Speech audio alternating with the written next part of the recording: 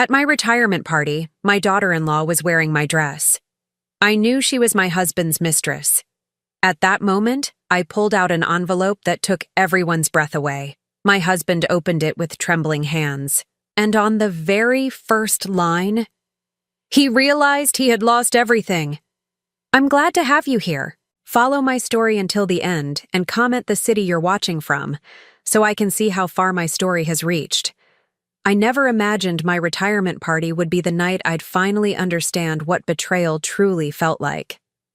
After 35 years as a registered nurse, watching over patients, healing wounds, and comforting families in their darkest hours, I thought I deserved a celebration. Instead, I got a masterclass in cruelty served on a silver platter. The hospital conference room was decorated with blue and white streamers, my favorite colors. Colleagues who had become family over the decades filled the space with warm laughter and congratulations. The cake read, "Happy Retirement, Beulah," in elegant script, and for a moment, I felt genuinely happy. At 58, I was finally free to pursue the things I'd put on hold: gardening, reading, maybe even traveling like Gerald and I had always talked about. That's when I saw her. Freya, my daughter-in-law, glided into the room wearing a dress that made my heart stop. Not because it was beautiful, though it was. Not because it suited her perfectly, though it did. I froze because I recognized every delicate pearl button, every intricate lace detail, every fold of the midnight blue silk that caught the light just so. It was my mother's dress. The same dress Mom wore to her own retirement party 28 years ago, before cancer took her just 2 years later. The dress I'd carefully preserved in tissue paper and cedar, saving it for a special occasion. The dress I'd planned to wear tonight, until Freya had casually mentioned she had something special picked out and insisted I wear the safe beige outfit Gerald had bought me instead. My hands trembled as I gripped my champagne glass. She hadn't asked to borrow it.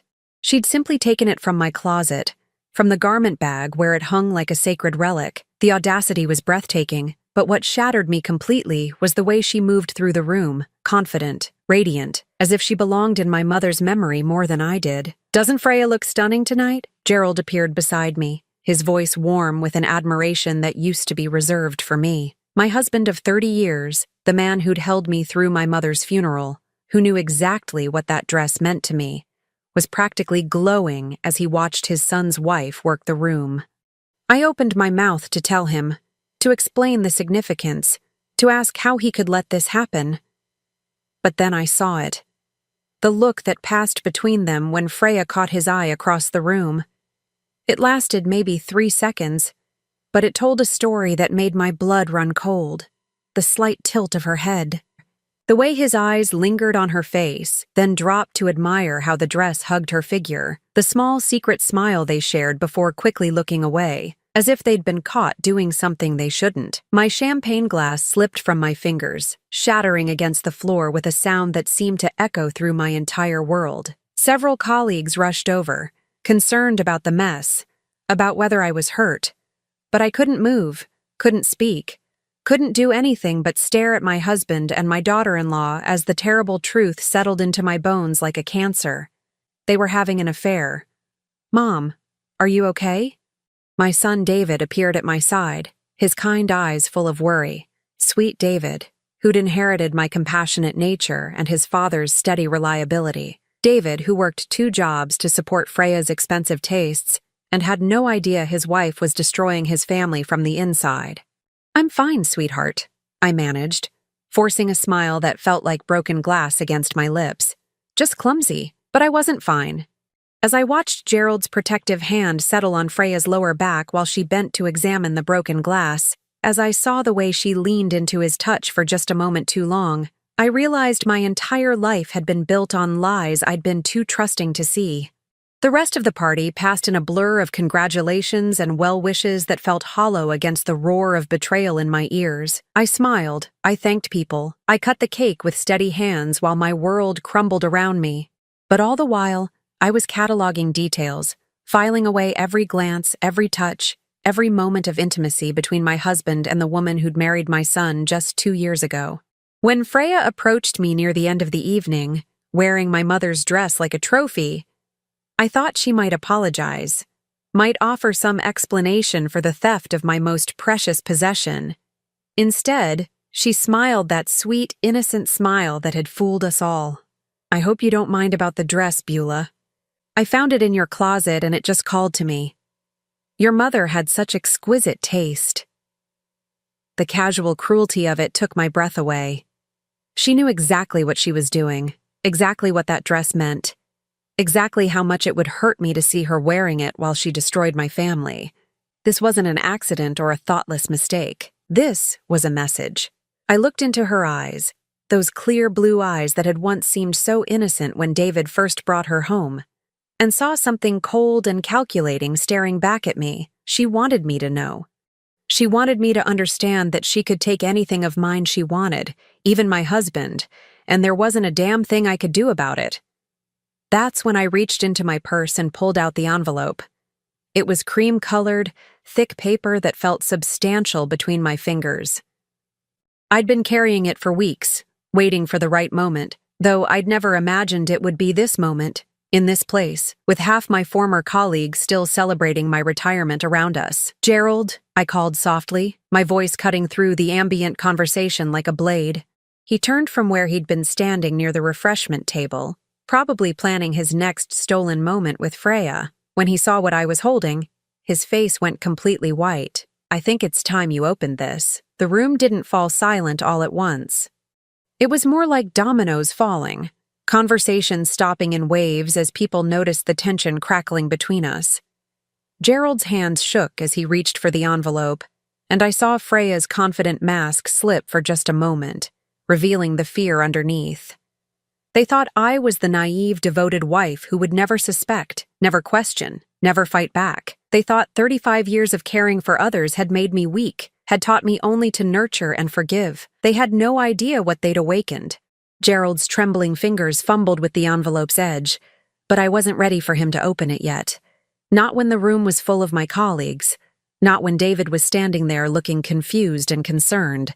This revelation required a more intimate setting, where the full weight of their betrayal could land properly. "Not here," I said quietly, taking the envelope back from his shaking hands. "This is a family matter." The drive home was the longest 20 minutes of my life. Gerald sat rigid in the passenger seat, stealing glances at me like I was a bomb that might explode at any moment. Freya and David followed in their car, and I could see her animated gestures in my rearview mirror as she probably tried to convince my son that his mother was having some kind of breakdown.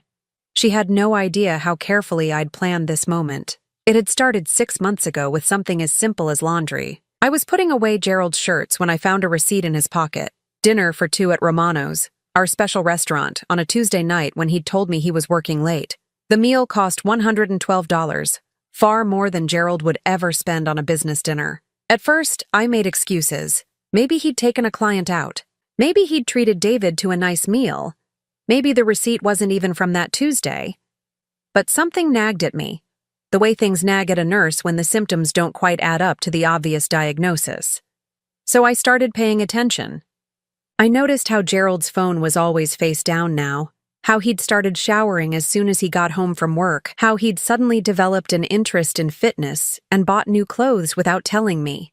I watched how Freya's visits became more frequent after Gerald retired early last year, how she always seemed to time them for when David was at work. But the moment I knew, really knew, was 3 months ago when I came home early from my book club. Margaret had canceled at the last minute with a migraine, so instead of discussing where the crawdads sing over wine and cheese, I found myself pulling into my own driveway at 7:30 on a Thursday evening. Gerald's car was there, which wasn't unusual. What was unusual was seeing Freya's silver Honda parked around the corner, almost hidden behind the Johnson's oak tree. My heart hammered as I let myself into the house through the garage, moving as quietly as my nursing shoes would allow. I could hear voices from the living room, low, intimate, punctuated by laughter I'd never heard Gerald make with me. "She's so oblivious," Freya's voice drifted down the hallway, sweet and melodic, even while delivering poison. "Sometimes I think she actually enjoys being the martyred wife, always taking care of everyone else while her husband finds happiness elsewhere." Gerald's response was muffled, but I caught enough. After the retirement party. Won't have to pretend much longer. I stood frozen in my own hallway, listening to them plan the destruction of my life with the casual tone people use to discuss weekend plans. They talked about me like I was already gone, already erased from the equation of their future together. That night, after Freya left through the back door and Gerald pretended he'd been watching television alone all evening, I lay awake staring at the ceiling and made a decision. I wasn't going to confront them in the heat of the moment. I wasn't going to scream or cry or beg. I was going to do what 35 years as a nurse had taught me to do: gather information, analyze the situation, and develop a treatment plan. The next morning, I hired a private investigator. His name was Marcus Webb, a former police detective who specialized in infidelity cases. He was kind but matter-of-fact, like the doctors I'd worked with who had to deliver devastating diagnoses with gentle professionalism. "I need to know everything," I told him during our first meeting at a coffee shop across town. "How long it's been going on, what they're planning, whether my son knows." Marcus was thorough. Within 2 weeks, he'd documented 17 separate meetings between Gerald and Freya. They met at hotels, restaurants, even in our own house when they thought I wouldn't be home.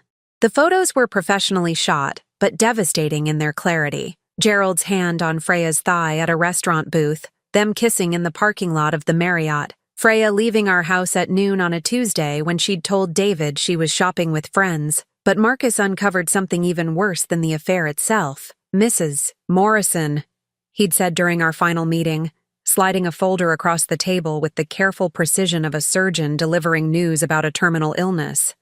"I think you need to see this." Inside were copies of documents I'd never seen before. Bank statements showing transfers from our joint savings account to an account in Freya's name only.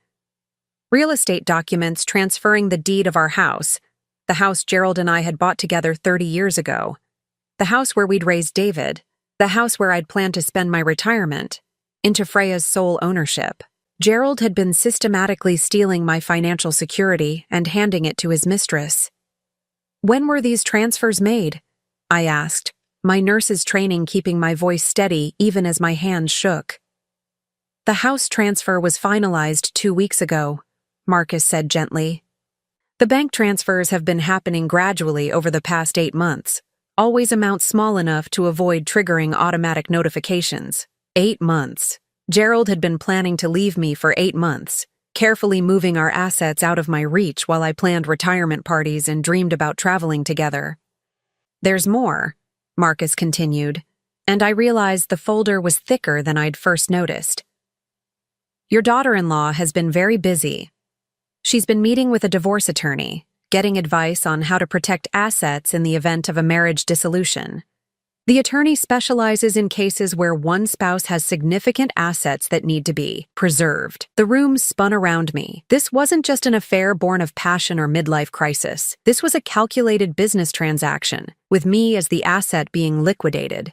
Now, sitting in our living room with Gerald, David, and Freya arranged like players in a drama they didn't know they were performing, I felt the weight of that knowledge like armor. They thought I was weak, gullible, easily discarded. They had no idea I'd spent months building a case against them with the same methodical precision I'd once used to track patient symptoms and medication schedules. Gerald kept glancing at the envelope in my hands, sweat beading on his forehead despite the air conditioning. "Beulah, maybe we should discuss this privately." "No," I said firmly. "David deserves to know what kind of woman he married. Don't you think it's time for some honesty in this family?" Freya's laugh was bright and artificial. "Really, Beulah, you're being dramatic. Whatever you think you know." I opened the envelope and pulled out the first photograph. Gerald and Freya kissing in the parking lot of the Comfort Inn, timestamp showing it was taken just last Tuesday while David was at work, and I was supposedly at my doctor's appointment. The silence that followed was so complete, I could hear the grandfather clock ticking in the hallway, marking the seconds until everything changed forever. The photograph landed on the coffee table like a grenade with the pin pulled out. For a moment, nobody moved. David's face went through a series of expressions: confusion, recognition, denial, and then a devastating understanding that made my heart break for him all over again. "Mom?"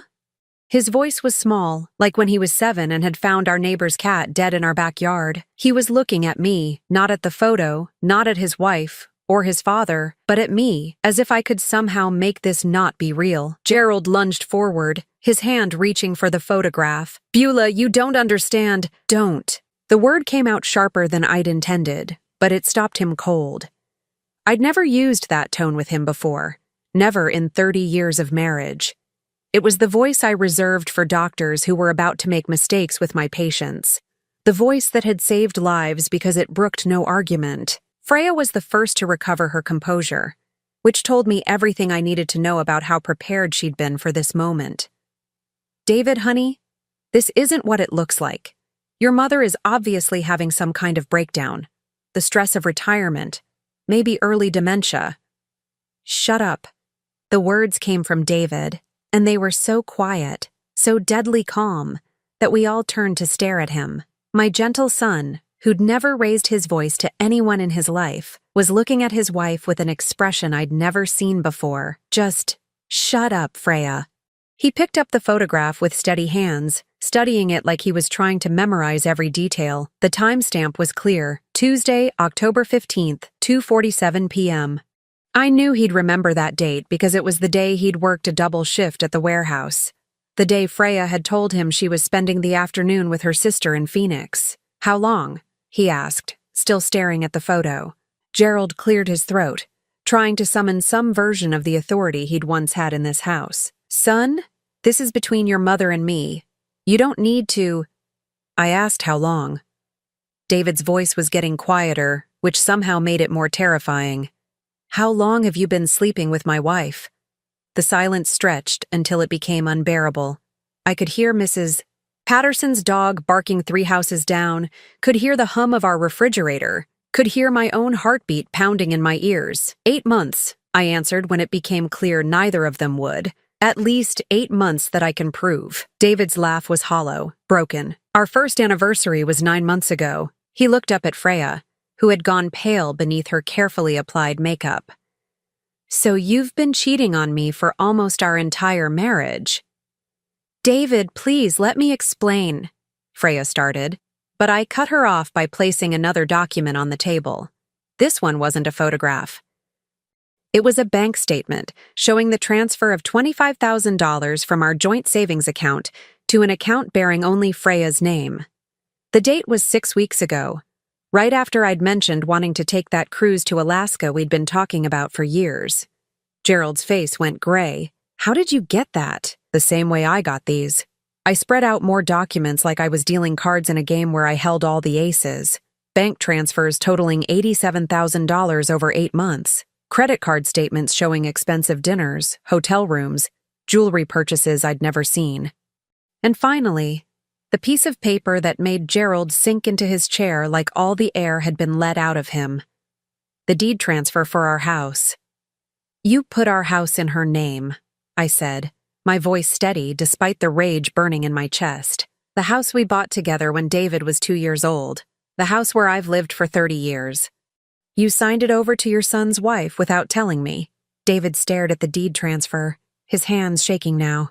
"Dad, tell me this isn't real. Tell me you didn't steal Mom's house to give to the woman you're screwing." "It's not stealing," Gerald said weakly. "It's protecting assets. In case of divorce, the house would be safe." "Safe for who?" David's voice cracked. "Safe for the woman who's been lying to me since the day we got married? Safe for you and your mistress while Mom ends up with nothing?" Freya finally found her voice, though it came out shrill and desperate. "You don't understand the whole situation. Your father and I, we have a connection. We understand each other in ways that—" "You understand each other?" David was on his feet now, pacing like a caged animal. "You understand each other so well that you decided to steal from my mother? You understand each other so well that you've been meeting in hotel rooms while I work overtime to pay for your shopping trips?" I watched my son's world crumble in real time, and part of me regretted having to do this to him, but he deserved the truth. He deserved to know that the woman he'd pledged his life to had been calculating his destruction from the very beginning. "There's more," I said quietly, and 3 pairs of eyes turned to me with expressions of dread. Gerald's voice was barely a whisper. "More?" I reached into the envelope again, but this time I didn't pull anything out. I just held it there, letting them imagine what other secrets I might have uncovered, what other betrayals I'd documented with the same meticulous care I'd once used to chart patient recoveries. The house transfer can be reversed, I said, addressing Gerald directly. I know about it now, which means I can contest it. Fraudulent transfer of marital assets without spousal consent. My lawyer says it's a slam dunk case. Your lawyer? Freya's voice was sharp with fear now. Oh, yes. I've had legal representation for quite some time now. Amazing what you can accomplish when you're not wasting energy on a marriage that died 8 months ago. I leaned back in my chair, feeling calmer than I had in months. You see, I may have been naive about my husband's character, but I'm not stupid about my rights. Gerald tried one more time to regain control of the situation. Beulah, we can work this out. We don't need lawyers. We don't need to make this ugly. Ugly, I laughed, and it surprised me how genuine it sounded. Gerald, you've been systematically stealing from me for 8 months while sleeping with our daughter-in-law. You wore my mother's dress to my retirement party like some kind of trophy. How much uglier could this possibly get? That's when I saw something shift in Freya's expression. The mask of innocent confusion finally slipped completely, revealing the cold calculation underneath. She'd been caught, cornered, and now she was getting ready to fight back with whatever weapons she had left. You think you're so smart, she said, her voice dropping to something almost conversational. You think you've figured everything out, but you have no idea what you're really dealing with. David turned to stare at his wife, and I could see him recognizing something in her tone that he'd probably heard before but never understood. What's that supposed to mean? He asked. Freya's smile was razor sharp. It means your precious mother isn't the victim she's pretending to be. Tell them, Beulah. Tell them about the pills. My blood turned to ice. Freya's words hung in the air like poison gas, and I felt the familiar tightness in my chest that came with being cornered by someone who thought they held a winning card. But after 35 years of nursing, I'd learned that the most dangerous opponents were often the ones who underestimated what you knew about their weapons. The pills, she repeated, her voice gaining confidence as she watched my face. Go ahead, Beulah. Tell David and Gerald about your little prescription problem. David's face creased with confusion. What pills? Mom, what is she talking about? I could feel Gerald's eyes on me, probably wondering if his mistress had just handed him some kind of salvation from the wreckage of his exposed affair. But I kept my expression neutral, my hand steady, my voice calm. I think Freya should explain what she means, I said quietly, since she seems to know so much about it. Freya's smile widened, and I could see her preparing to deliver what she thought would be a killing blow. Your mother has been stealing medication from the hospital for months. Oxycodone, Percocet, Ativan. I caught her with a whole bottle of pills she'd taken from the pharmacy. She's been popping them like candy, probably selling them too. The accusation was so outrageous, so completely fabricated, that for a moment I almost laughed. Almost. But then I saw David's face, saw the seed of doubt that Freya's words had planted, and I realized this wasn't random desperation. This was a planned attack, something she'd been saving for exactly this moment. That's a serious accusation, Gerald said slowly, and I could hear the hope in his voice. If I was a drug addict, if I was a thief, then maybe he wasn't the monster in this story. Maybe I was just as bad as he was. It's also completely false, I said, reaching into my purse and pulling out my phone. But interesting that you would know about it, Freya, since it never happened. Her confidence flickered for just a moment, but she pressed on. I have photos. I documented everything because I was worried about you. Because I thought David should know his mother was. Show me. The simple request stopped her cold. What? Show me the photos. Show me this evidence you supposedly have of me stealing medication. I held up my phone. Because I have photos too. Would you like to see them? I swiped to the first image. Freya at CVS Pharmacy, talking to a young man behind the counter. The timestamp showed it was from 2 months ago during one of her supposed shopping trips with friends. That's Tommy Hendricks, I said conversationally. He's a pharmacy technician at CVS. He's also been selling prescription medications illegally for the past year. I know this because I reported him to the DEA 3 weeks ago. The color drained from Freya's face so quickly, I thought she might faint. See, the interesting thing about being a nurse for 35 years is that you develop a network, Other nurses, doctors, pharmacists, medical investigators, we talk to each other. We share information about suspicious activities, about people who might be abusing the system. I swiped to the next photo, showing Freya exchanging money for a small bottle.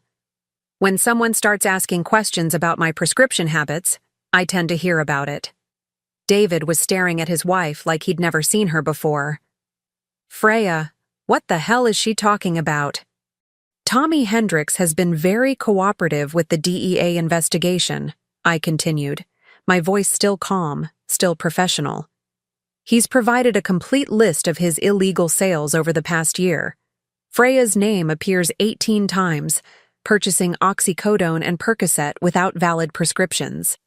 Total street value of approximately $4,000. Gerald looked like he was going to be sick.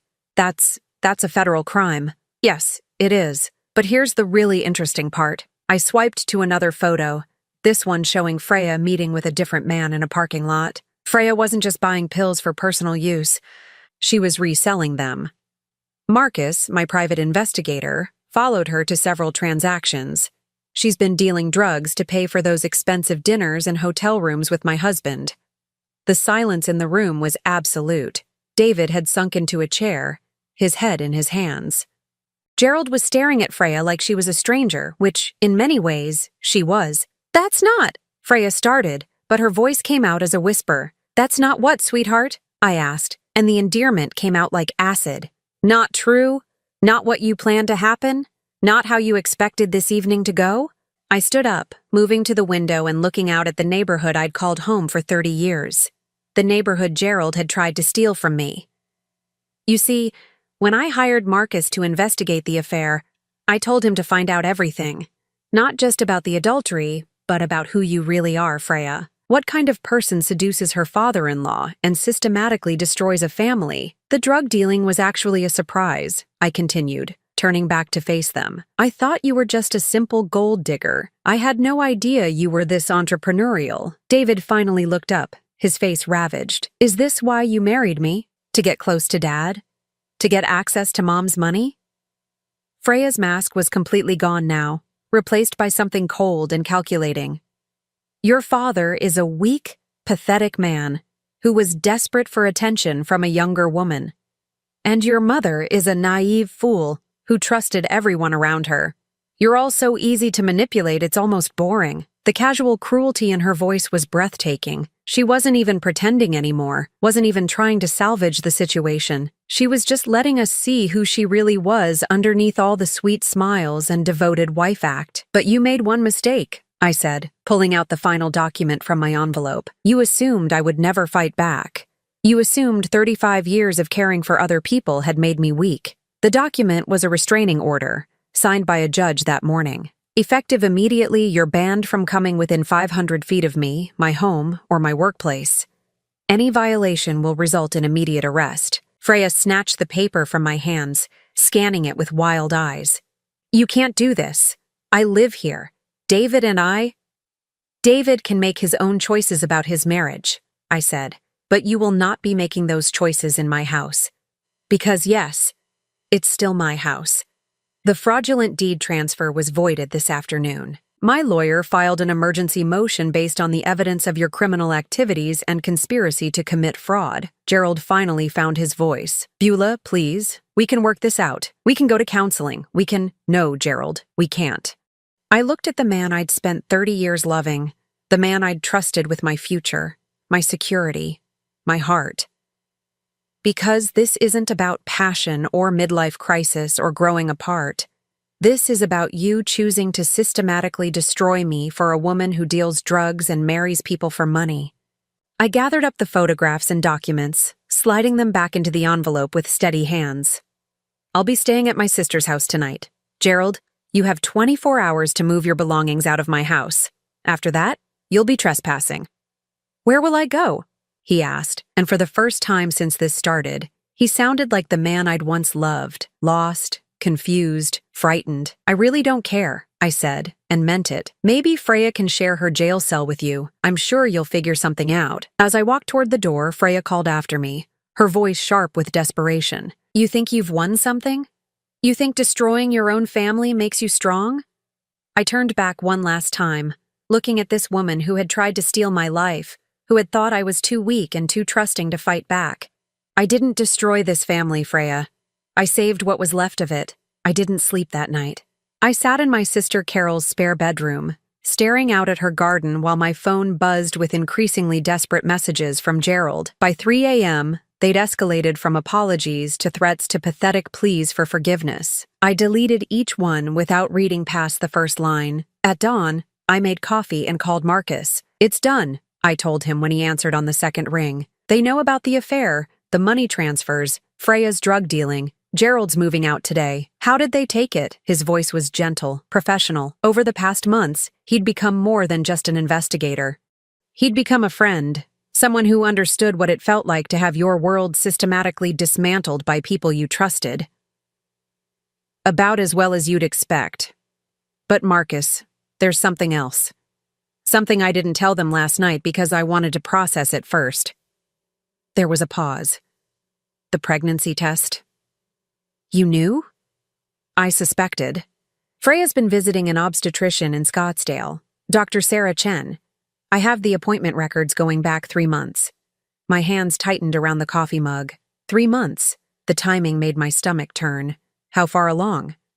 Based on the frequency of appointments and some medical records I was able to access, approximately 4 months. 4 months meant conception in June. June, when Gerald and I had gone to marriage counseling, when he'd held my hand and promised we could work through our problems, when he'd made love to me and whispered that we'd figure out how to reconnect in retirement.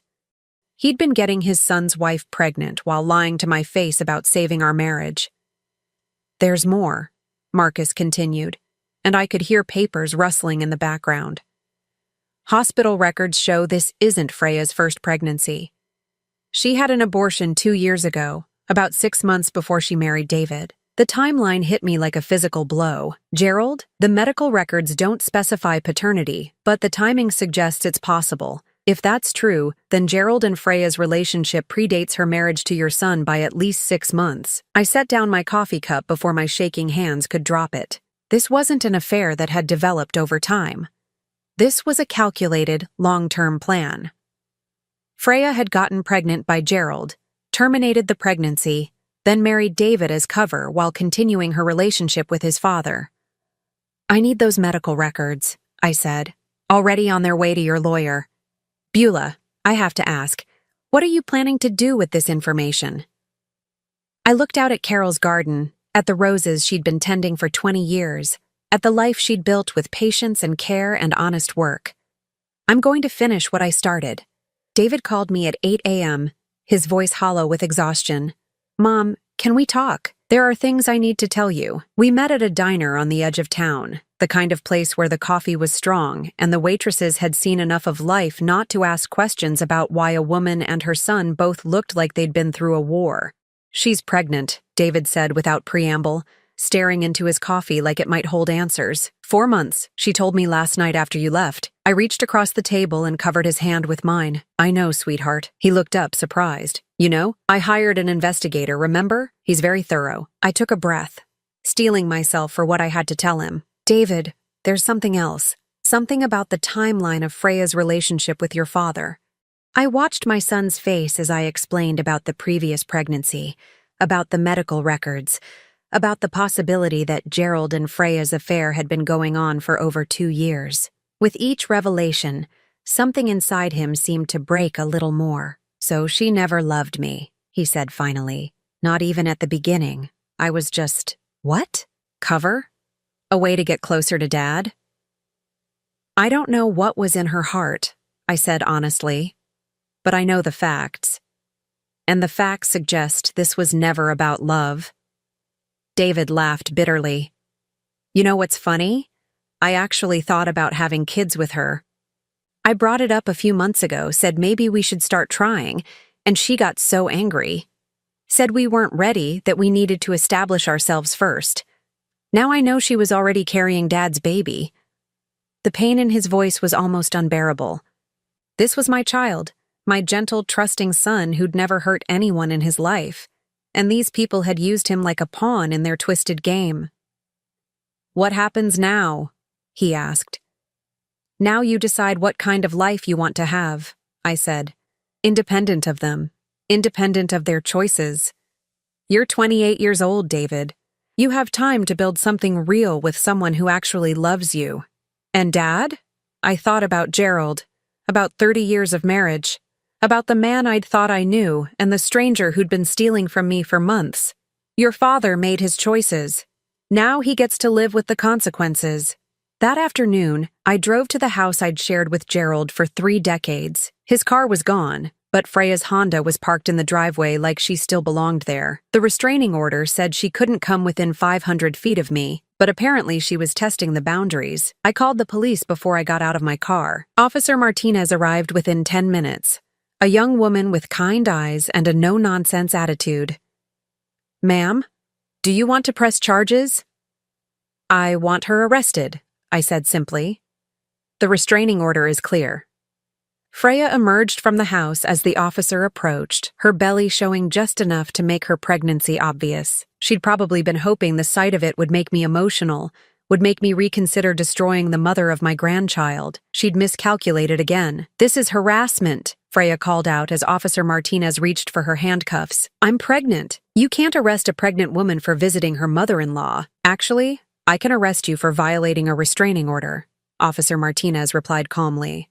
"The condition of your pregnancy doesn't exempt you from legal consequences." As they led Freya to the patrol car, she turned back to me with one last desperate attempt at manipulation. "That baby is your grandchild, Beulah. Gerald's child. Are you really going to let your own grandchild grow up without family?" I looked at this woman who'd spent months destroying my life, who'd stolen my husband, my money, my security, and who now wanted to use an unborn child as a weapon against me. "That child will have all the family it needs," I said quietly. "Just not you." Later that evening, Gerald finally came home. I was waiting for him in the living room, surrounded by the boxes I'd packed with his belongings. He looked older somehow, diminished, like a man who'd finally understood the true cost of his choices. "The police called," he said, not quite meeting my eyes.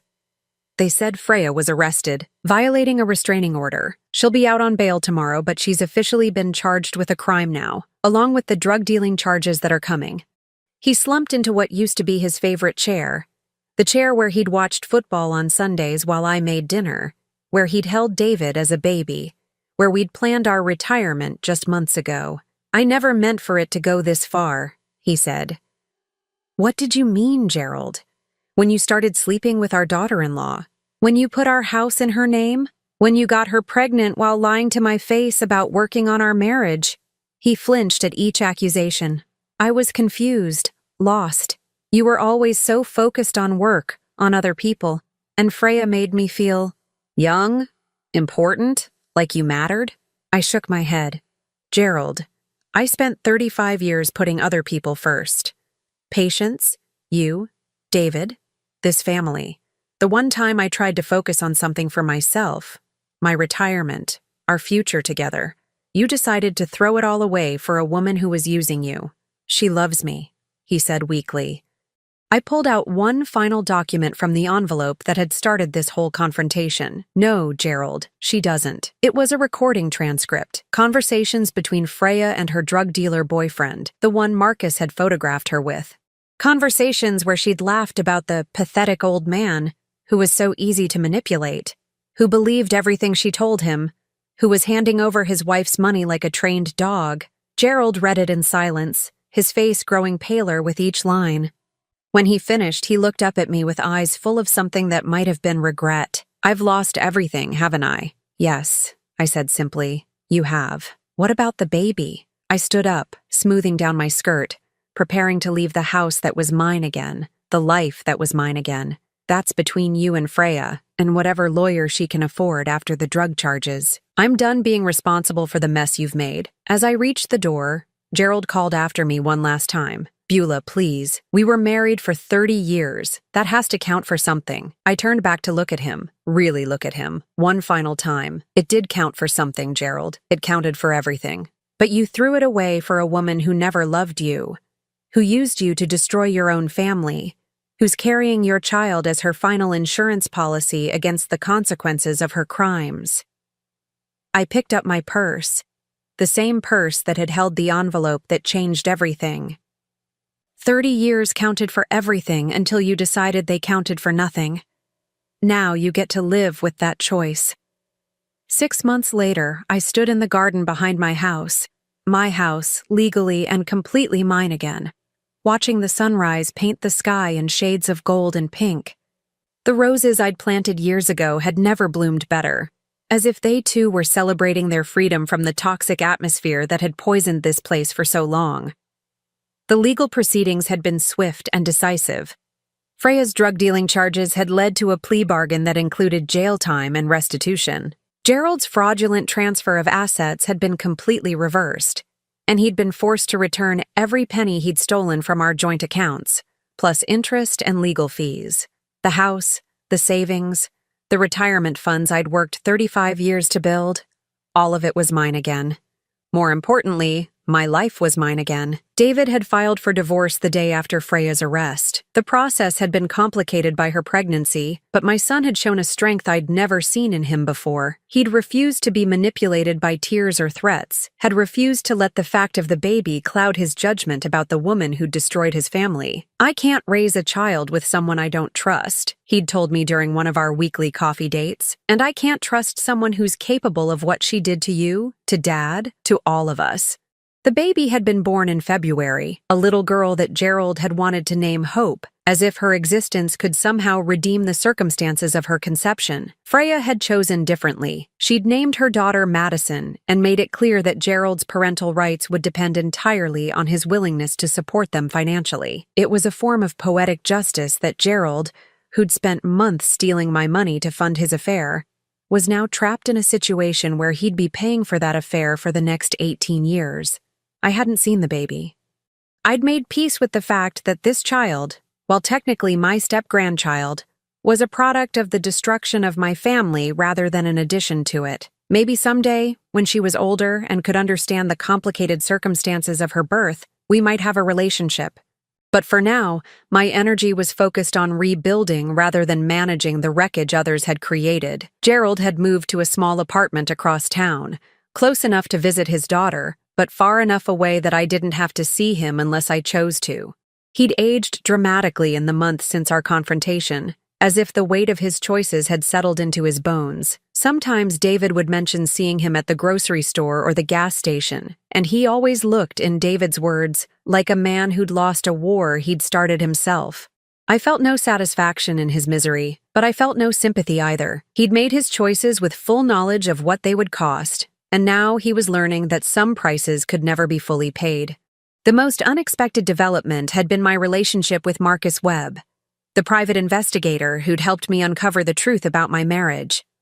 What had started as a professional relationship had evolved into something deeper, something neither of us had been looking for but both of us had been ready to find. Marcus understood betrayal in ways that most people couldn't. His own marriage had ended when he'd discovered his wife's affair with his former police partner, and he'd channeled his pain into a career helping other people find the truth about their own lives. We shared a dark sense of humor about human nature, a hard-earned wisdom about the things people were capable of when they thought no one was watching. "You know what I love about you?" he'd said over dinner the previous week, in the Italian restaurant where we'd started meeting after my case was closed. "You didn't let them make you bitter. You got angry. You got even. You got justice. But you didn't let them poison you." He was right, though it had taken me months to realize it myself. I'd expected to feel more broken than I did, more damaged by the revelation that 30 years of marriage had been built on a foundation of lies. Instead, I felt lighter, cleaner, like I'd finally been able to wash off dirt I hadn't even known I was carrying. The retirement I'd planned with Gerald, the traveling, the hobbies, the quiet domestic bliss, had been replaced by something better. I'd started volunteering at a free clinic downtown, using my nursing skills to help people who couldn't afford healthcare. I'd joined a book club where we actually discussed books instead of gossip. I'd learned to cook for one without feeling lonely, had learned to make decisions without consulting anyone else, had learned to sleep through the night without listening for someone else's breathing. At 58, I'd discovered what it felt like to live for myself. David had moved into a small house just 10 minutes away, close enough for our weekly dinners but far enough away that we both had space to heal. He'd started dating again, cautiously, but with a new awareness of red flags he'd missed the first time around. The woman he'd been seeing for the past 2 months was a teacher named Rebecca, someone who made him laugh and didn't seem to have any hidden agendas or complicated family dynamics. She's nothing like Freya, he'd told me with obvious relief. She pays for her own dinners. She doesn't ask me to buy her things. And she actually seems to like me for who I am instead of what I can give her. It was a low bar, but it was progress. On this particular morning, as I deadheaded roses and pulled weeds from the flower beds that were finally thriving again, I heard a car pull into my driveway.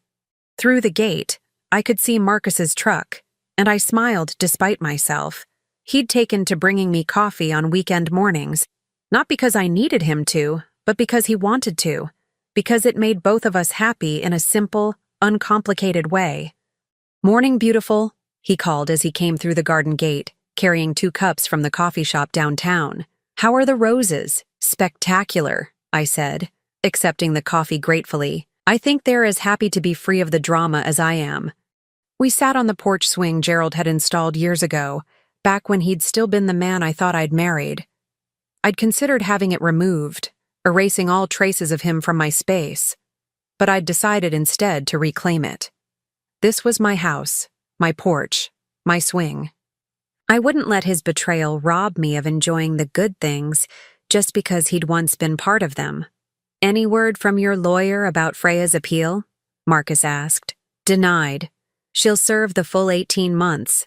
I sipped my coffee, watching a pair of cardinals build a nest in the oak tree Gerald had always threatened to cut down because he thought it blocked too much sunlight. Her lawyer tried to argue that the pregnancy and new baby were mitigating circumstances, but Judge Patterson wasn't buying it. Marcus chuckled. "Judge Patterson has 3 daughters. She doesn't have much patience for women who prey on families. Good thing I didn't know that when I hired you to investigate. I might have been tempted to take justice into my own hands." "You did take justice into your own hands," Marcus said seriously.